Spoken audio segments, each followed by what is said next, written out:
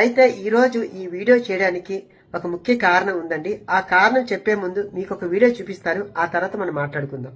మంత్రి సుభాష్, పాసంశెట్టి సుభాష్ ఇంకొకడు ఏకంగా అశ్లీల డాన్సులు చేస్తూ ఏకంగా చిందులేస్తానంటారు.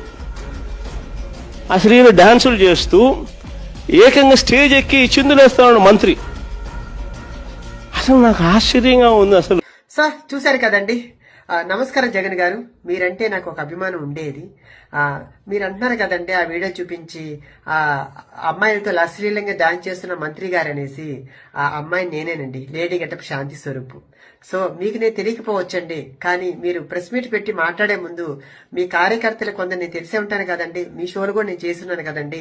కొందరు మంత్రులకి, ఎమ్మెల్యేలకి, ఎంపీలకి నేను తెలిసే ఉన్నాను. కనీసం వాళ్ళు అడుగున్నా మీకు చెప్పేవారేమో.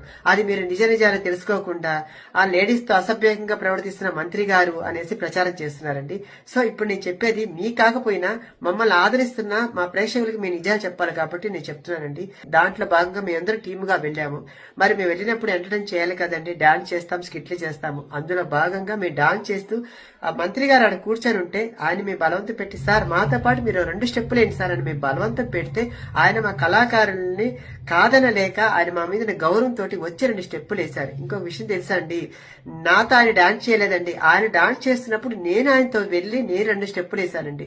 దానిపై మీరు రికార్డింగ్ డాన్స్ అని చెప్పి సృష్టించేసి అందరిని బ్యాడ్ చేస్తున్నారు. అక్కడ రికార్డింగ్ డాన్స్ అంటే ఒంటి మీద బట్టలు లేకుండా చెడ్డీలతోటి అమ్మాయిలతో డాన్స్ చేస్తే రికార్డింగ్ డాన్సులు అంటారండి. ఆ రికార్డింగ్ డాన్స్ కాదండి. సంక్రాంతి సంబరాల్లో వేల మంది జనాల మధ్య జరుగుతున్నటువంటి ఒక కార్యక్రమంలో చేస్తున్న ఎంటర్టైన్మెంట్ అండి అది కూడా సుభాష్ గారు అక్కడున్న ప్రజలను ఉద్దేశించి కొంచెం ఎంటర్టైన్ చేస్తూ మాట్లాడుతూ 2 స్టెప్పులు వేశారు. దానికి పోయేసి మీరు ఈ రోజు ఇంత ప్రచారం చేశారు. దీనివల్ల అటు వాళ్ళని ఇబ్బంది పెడుతూ ఇటు మమ్మల్ని కళాకారులు ఇబ్బంది పెడుతూ, ఎందుకంటే ఈవెంట్ల ద్వారా మేము బ్రతుకుతున్న వాళ్ళని, దానివల్ల మాకు రేపు మాకు కొంచెం బ్యాడ్ అవుతుంది కదండి.